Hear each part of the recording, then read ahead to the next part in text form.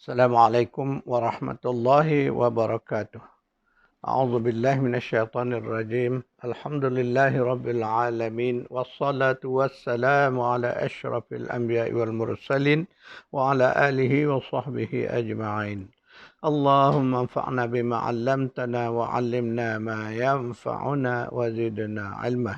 Subhanaka la 'ilma lana illa ma 'allamtana innaka antal alimul hakim. Allahumma amin. Alhamdulillah, syukran lillah. Kita dapat meneruskan kuliah tadabbur surah Al-Mulk, surah 67 berdasarkan kepada buku Kerajaan Allah. Tuan-tuan, puan-puan yang memiliki buku ini, sila buka halaman 130. InsyaAllah kita akan menyambung siri tadabbur kita ini. Dalam kuliah yang lalu saya menyentuh tentang orang-orang yang takut kepada Allah. Dan Al-Quran menyebut bahawa salah satu golongan yang takut kepada Allah itu ialah ulama, orang-orang yang berilmu. A'udzubillahi minasyaitonirrajim. Innama yakhshallahu min ibadihil ulama. Sesungguhnya di kalangan manusia itu orang-orang yang takut kepada Allah ialah golongan ulama, orang-orang yang berilmu. Surah 35 ayat 28. Jadi di situ kita melihat bahawa Allah nak bagi tahu orang-orang yang berilmu ini kenapa mereka takut kepada Allah. Kerana mereka kenal akan Allah. Mereka kenal keagungan kebesaran Allah. Mereka tahu tentang azab seksa Allah. Jadi mereka menjadi orang yang takut kepada Allah. Itu disebut yakhsha. Maknanya perasaan takut. Ya, itu berbeza dengan takwa.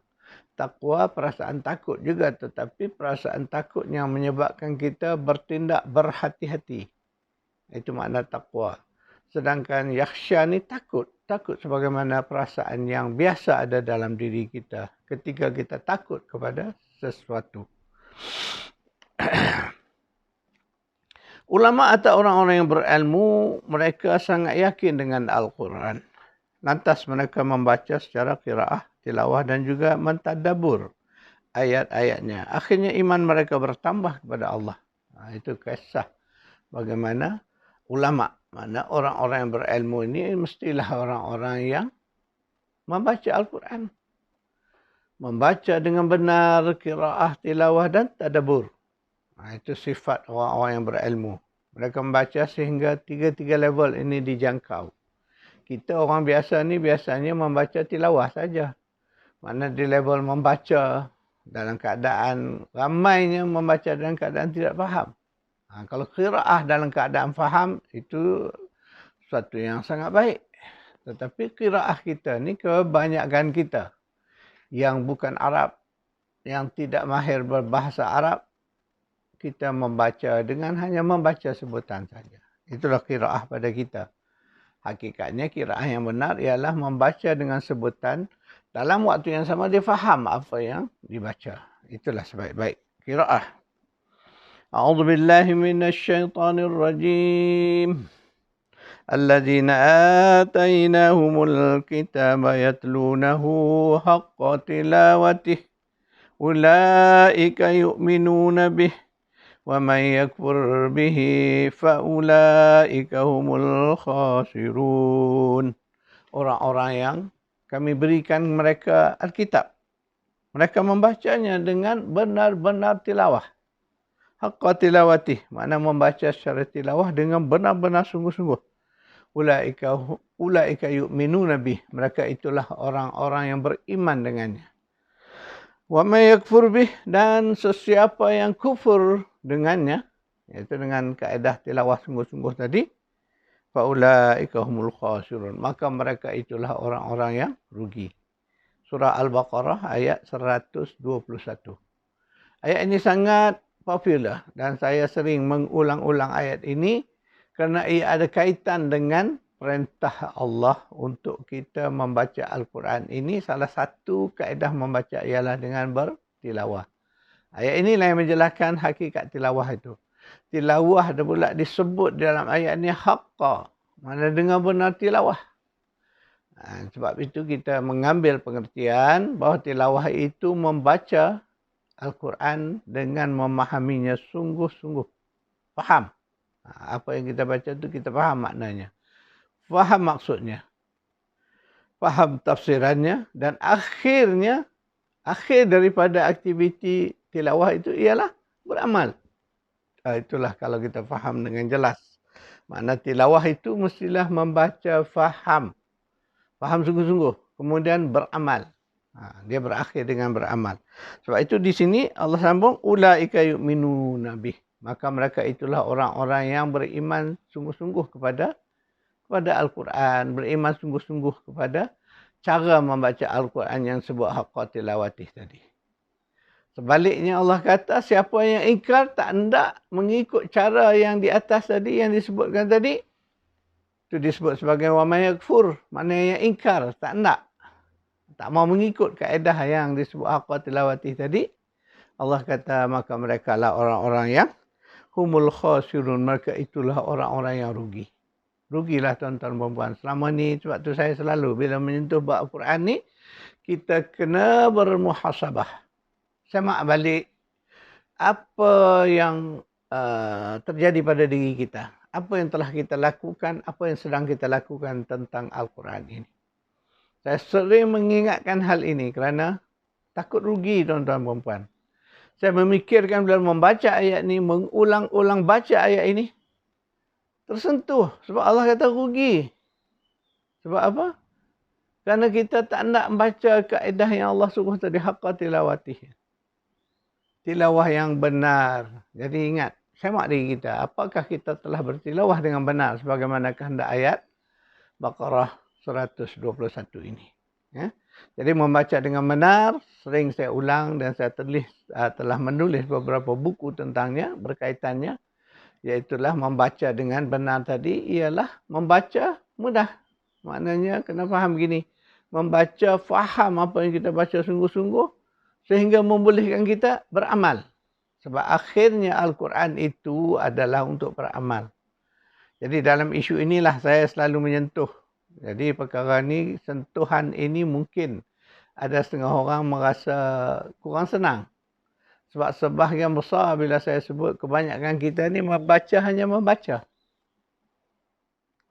Dalam keadaan tak faham. Jadi ketika kita membaca sesuatu yang kita tak faham, bagaimana kita nak beramal? Tak mungkin tuan-tuan dan puan.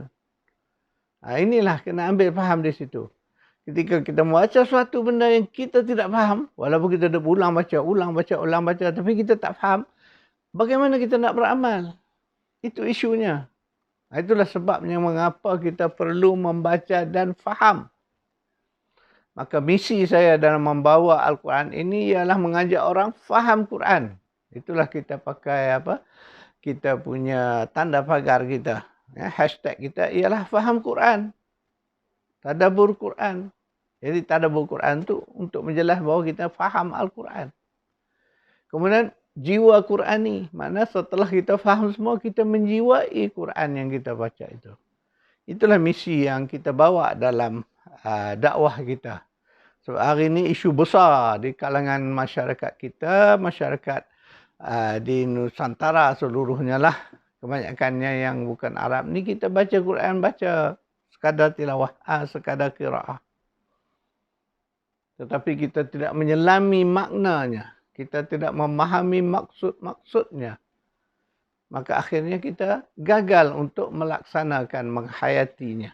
Iaitu beramal dengan Al-Quran. Pendirian inilah kita melihat ulama itu dia mesti memahami yang ini.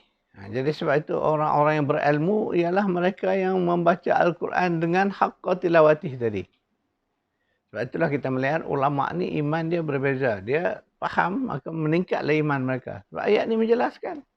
Allah kata mereka yang telah melakukan tilawah dengan benar, mereka itulah yang beriman dengannya.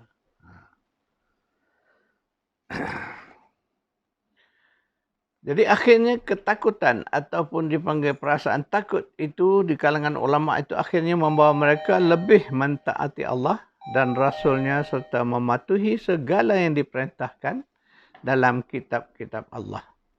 Jadi takwa mereka semakin hari semakin meningkat, menyebabkan mereka sangat berhati-hati dalam kehidupan mereka. Takut-takut melanggar larangan Allah. A'udzu billahi minasyaitonir rajim. Allahu nazzala ahsanal hadits kitaban mutasyabihan masaniya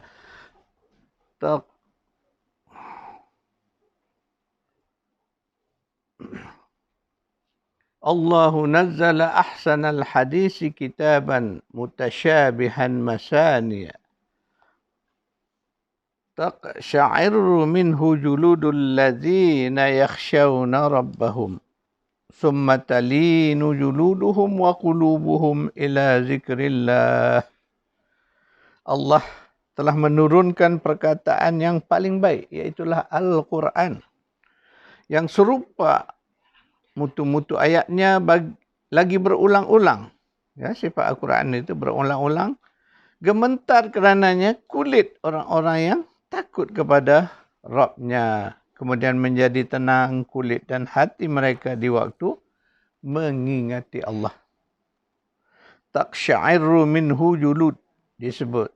Taqsha'irru maknanya menjadi gementar. Dari dalam keadaan kita biasa, bahasa kita kalau kita nak faham, mana meremang. Kulit-kulit kita tu, kita rasa meremang. Bagaimana keadaan begitulah. Mana orang yang takut, ya, membaca Quran dengan perasaan takut tadi, kulit-kulitnya meremang. Kemudian setelah mereka membaca, ya, kerana perasaan takut. Kemudian akhirnya setelah mendengar ayat-ayat Allah tadi, kulit dan hati. Ini Allah menyebut dengan jelas, ya. Makna juluduhum summa talinu juluduhum wa qulubuhum. Kulit-kulit mereka dan hati-hati mereka tu menjadi tenang ketika mana mereka mengingati Allah. Itulah sifat yang digambar di dalam surah 39 ayat 23. Jadi begitulah keadaan orang yang takut kepada Allah. Demikian Allah menggambarkan orang-orang yang takut kepada Allah ketika mana mereka membaca ayat-ayat Allah Al-Quran. Ya. Jadi perasaan takut itu muncul daripada keimanan kepada Allah setelah mereka membaca kitab Allah.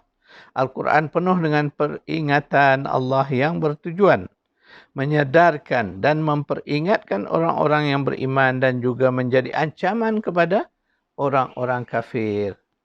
Orang-orang yang berilmu, mereka merasai dengan hati mereka akan peringatan daripada Allah, menyebabkan mereka sangat takut kepada peringatan tersebut. Tuan-tuan dan puan, kita orang-orang yang beriman, ketika kita membaca ayat-ayat Allah, kita sedar bahawa yang kita baca itu ialah zikrun minallah. Itu yang disebut zikrullah. Atau kadang-kadang disebut sebagai zikrul rahman. Itulah Al-Quran. Makna sifat dia sebagai peringatan. Terutama bila Allah mengingatkan kita akan masa depan kita. Iaitulah kehidupan akhirah. Yang pasti. Ketika itulah kita terasa takut. Ketika Allah menceritakan bahawa manusia akan terbagi dua. Segolongan akan masuk syurga. Segolongan akan masuk ke dalam neraka. Jadi ketika kita mendengar ayat-ayat tentang neraka ini, Masya Allah, hati kita akan menjadi sangat takut. Takut akan azab Allah. Jadi sekadar itu, tuan-tuan dan puan, kuliah kita. InsyaAllah saya akan catat ayat-ayat yang kita baca hari ini. Tak banyak. Ada 2 ayat saja.